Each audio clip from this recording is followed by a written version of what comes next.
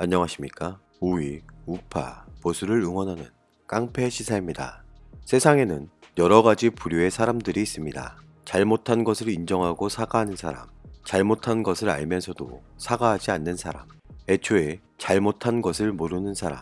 여러분이 생각하시는 대한민국 문재인 정부는 어떤 부류인가요? 수많은 사람들이 친북 성향, 대북 정책의 성과를 놓고 비난을 하고 있는 지금 여전히 같은 입장을 드러내는 한 사람이 있습니다. 11월 4일 아세안 관련 정상회의에 참석 중인 문재인 정부는 노브텔 방콕 임팩트에서 열린 제14차 동아시아 정상회의에 참석해 이런 입장을 나타냅니다.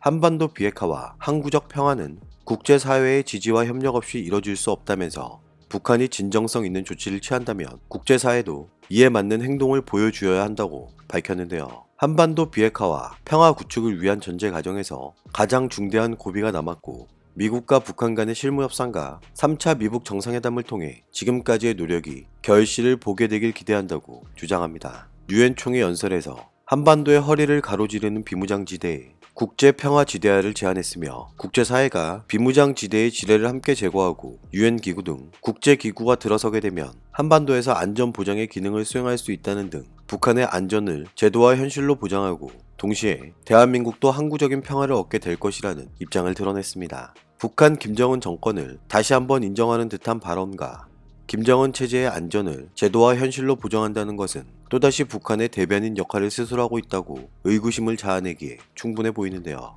대한민국 정부가 대한민국을 가장 최근접해서 위협하고 있는 정권에 대해서 안전을 논한다는 것 자체가 이해가 되지 않는 것은 저뿐일까요? 해양에서의 평화를 위해 영내 핵심 해상교통로인 남중국해가 비군사화되고 자유로운 항행과 상공 비행이 이뤄지는 것이 중요한데 실효적인 남중국해 행동규칙이 국제법과 모든 국가들의 권익을 존중하는 방향으로 논의되길 바란다며 동아시아 대부분 국가들이 바다를 통한 자유무역을 통해 성장했고 한국은 자유롭고 공정하며 규범에 기반한 무역체제가 지속가능 발전의 유일한 길이라고 믿으며 이를 위한 EAS의 노력에 함께하겠다고 합니다. 여기서 EAS는 브루나이, 캄보디아, 인도네시아, 라오스, 말레이시아, 미얀마, 필리핀, 싱가포르, 태국, 베트남 아세안 10개국에 한국, 미국, 중국, 일본, 러시아, 호주, 뉴질랜드, 인도, 비아세안 8개국으로 구성된 회의체인데요. 문재인 정부의 북한을 옹호하는 발언은 이번이 처음이 아닙니다. 2019년 6월 30일 한미 정상회담 후 공동기자회견을 포함하여 9월 24일 유엔 총회, 9월 30일 민주평화통일자문회의 출범식 때도 계속해서 같은 의견을 드러내고 있는 것이기에 대한민국 국민들의 수없는 비난에도 불구하고 사상과 이념, 생각하는 성향 자체에는 변화가 없어 보입니다. 청와대 문재인 정부 주요 참모직들의 생각도 크게 달라 보이지 않아 걱정이 앞서는데요. 대북 관계에 있어 통일부 장관의 발언이 가지는 의미는 어느 정도일까요? 얼마 전 북한이 문재인 정부에 가진 노력에도 불구하고 금강산 관련 사업과 관련 일방적인 통보를 했던 것을 알고 계실 겁니다. 대한민국 통일부가 밝힌 사실에 따르면 금강산 관광 사업에 정부와 민간이 투자한 금액은 약 4,190억 원으로 현대 아산그룹이 해금강 호텔과 온정가, 부두시설과 정비공장 등에 약 2,288억 원을 투자했고 나머지 기업들과 관광공사가 비치호텔, 가스충전소와 문화회관 등에 약 1,310억 원을 정부는 이산가족 면회소 건설에 550억 원을 투자했다는 사실은 알고 계십니까? 4,190억 원. 결코 적지 않은 돈이지만 북한 김정은의 말 한마디에 이 모든 것이 한순간에 날아가 버릴 수도 있다는 사실인데요. 11월 5일 국회 예산결산특별위원회 전체회의에서 대한민국 통일부 장관은 이런 입장을 나타냅니다. 현대 아산 등 사업자와 면밀하게 협의를 계속하고 있으나 금강산 문제 해결을 위해서는 아무래도 북한과 대면 협의가 필요하다면서 북한이 금강산 관광시설 철거를 통보한 데 대해 자력으로 금강산 관광 재개를 준비하겠다는 의지를 밝히면서 대외적으로는 금강산 관광 재개를 촉구하는 의도로 분석하고 있다고 하는데요. 대한민국 통일부가 달라진 환경을 충분히 검토하면서 금강산 관광의 창의적 해법을 마련해 가겠다고 한 것을 두고 통일부 장관은 금강산 지역은 관광의 공간이면서 이산가족 만남의 공간, 사회문화 교류의 공간이고 각각의 공간에서 지금 할 수 있는 일과 중장기적인 부분들을 사업자와 긴밀히 협의하고 있는데 국제 환경, 남북관계 상황을 고려해야 하고 국민적인 공감대도 필요하다고 주장했는데요. 북한 김정은이 금강산 단독 관광 강행 움직임을 취했고 실제 그렇게 된다면 막대한 돈이 한순간에 증발할 수 있음에도 여전히 유화적인 입장만을 나타내고 있는 것입니다. 문재인 정부는 하루가 멀다 하고 대남 위협을 계속하고 있고, 시간이 지날수록 신형 무기 개발들을 시험 발사하며 시기가 잦아지고 규모가 커지고 있는 지금 내년도 예산안을 살펴보면 평화 결재를 위한 예산안이 있는데요. 평화를 증진시키면서 경제적인 기회를 늘리고 평화와 경제가 긍정적으로 순환해야 한다면서 중장기적으로 상황이 좋아지면 평화 경제를 추진할 수 있고, 현재와 같이 긴장 구조가 존재하는 상황에서 평화 경제의 필요성이 있다고 생각한다는 사람, 문재인 정부를 포함한 주요 참모직의 이 같은 발언에 말문이 막힐 지경인데요.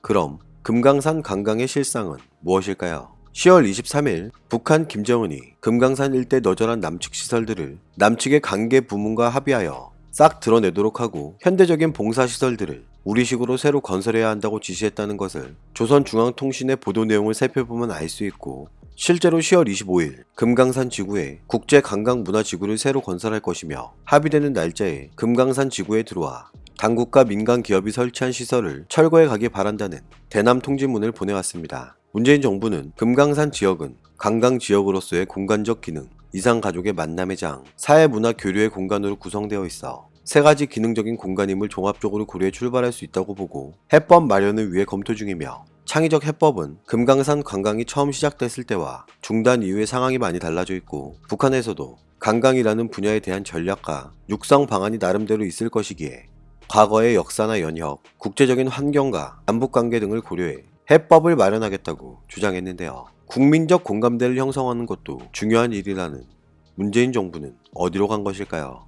계속 목소리를 듣고 반영해서 해법을 만들어 나갈 계획이라는 문재인 정부는 어디 있네요. 이런 무시를 받아야 그만둘 것인가요? 많은 사람들의 예상대로 북한이 문재인 정부의 금강산 실무회담 제안에 대해 하루 만에 거부 의사를 드러내면서 문재인 정부의 외교력이 다시 한번 의심받고 있습니다. 10월 28일 문재인 정부는 대북 통지문을 통해 편리한 시기에 금강산에서 실무회담을 하자고 역제안했지만, 북한은 10월 29일 오전 금강산 국제관광국 명의로 통일부와 현대해상 앞으로 각각 답신 통지문을 보내오면서 시설 철거 계획과 일정 관련 우리 측이 제의한 별도의 실무회담을 가질 필요 없이 문서 교환 방식으로 합의할 것을 주장했는데요. 문재인 정부의 실무회담 제안에 북한이 거부 의사를 확실하게 표명하면서 만나주지도 않겠다며 일방적으로 패싱 당하고 있는 것입니다. 문재인 정부 집권 초기부터 대북 지원, 대북 정책에 수많은 사람들의 우려를 무시하고 강행했던 결과가 고작 이런 것이었던 겁니다. 하지만 사람이 쉽게 변할 수도 변하지도 않습니다. 그걸 증명이라도 하듯 문재인 정부는 그럼에도 불구하고 대화와 협의를 통해 해결한다는 원칙하에 북한과의 대면 협의 가능성을 염두에 두며 모든 방안을 강구하겠다는 방침을 고수 중인 것으로 전해졌는데요. 11월 4일 북한은 대남 선전 매체 우리 민족끼리를 통해 금강산 관광사업과 관련하여 종합적인 국제관광지구로 훌륭히 꾸려지게 될 것이라고 자신감을 드러내면서 문재인 정부와 전혀 다른 입장을 나타내고 있습니다.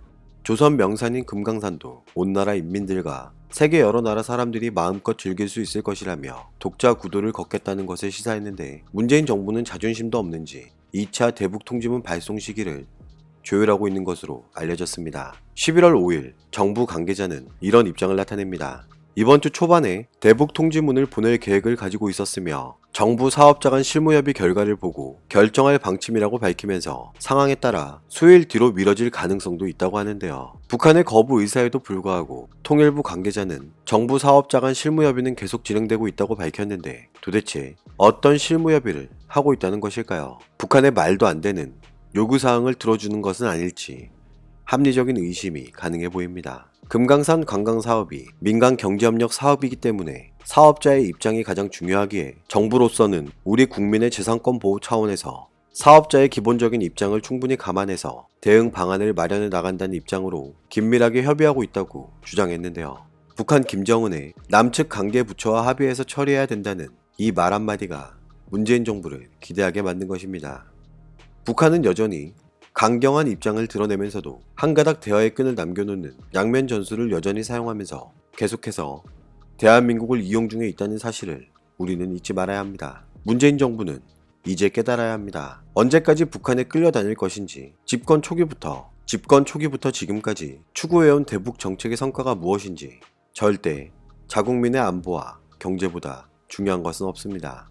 오늘도 우리는 우리가 누리고 있는 이 자유민주주의를 위해서 누구의 목소리를 응원해야 할지 선택은 여러분의 몫입니다. 감사합니다.